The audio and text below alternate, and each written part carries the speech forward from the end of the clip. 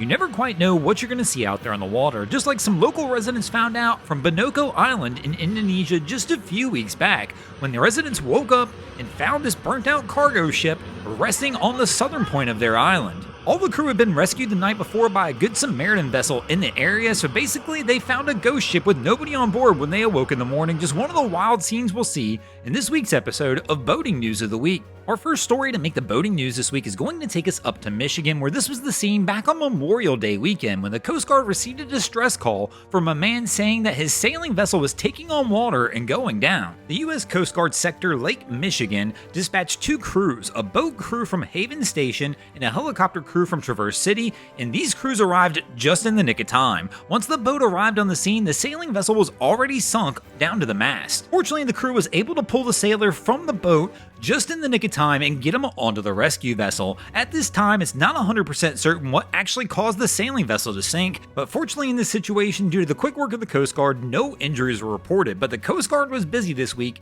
as our next story is going to take us over to Alabama, where this was the scene just this past week, when the Coast Guard had to rescue 4 boaters near Dauphin Island after their vessel wound up capsizing. Reports state that the Coast Guard District 8 watchstanders received a call from the National Coast Guard Command Center reporting an SOS signal had been released from a satellite communication device near Dauphin Island. Fortunately, the Coast Guard was able to establish communication with the vessel from the satellite communication device that they had on board with them at the time of the incident. One of the boarders who was doing the communications with the Coast Guard claimed the 28-foot catamaran vessel they were on board had capsized with 4 people on board, and now all 4 crew members are in the water. But the worst part of it all, during this satellite communication, the boater recognized to the Coast Guard that all 4 people were in the water and none of them had a flotation device on, nor did they have access to any flotation devices. Fortunately for this crew, since they were in such a desperate situation, the Coast Guard Air Station New Orleans actually already had an air crew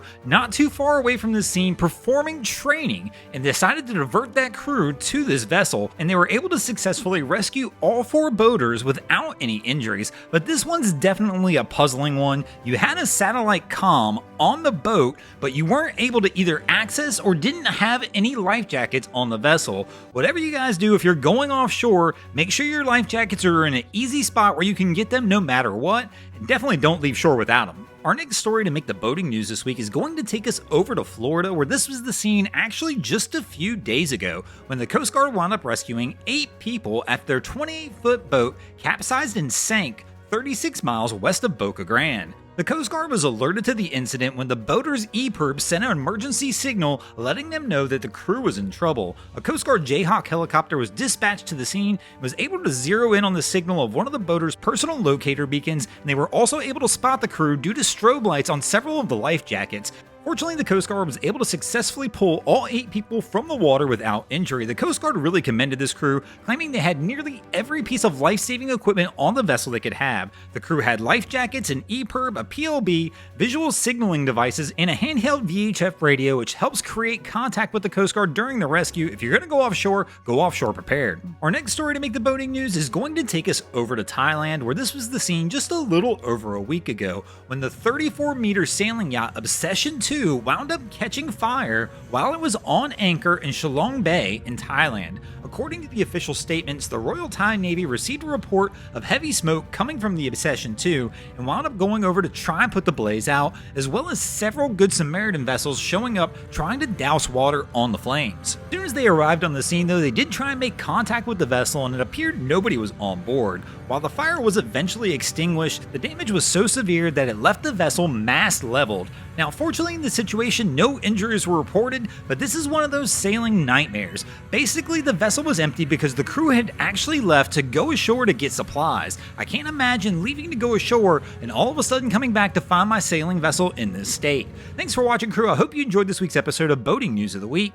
If you ever see anything crazy happening out on your waterways, be sure to hit us up on Facebook or Instagram and let us know when you might see your stories over here. And if you guys haven't already, go ahead and drop an anchor on the subscribe button.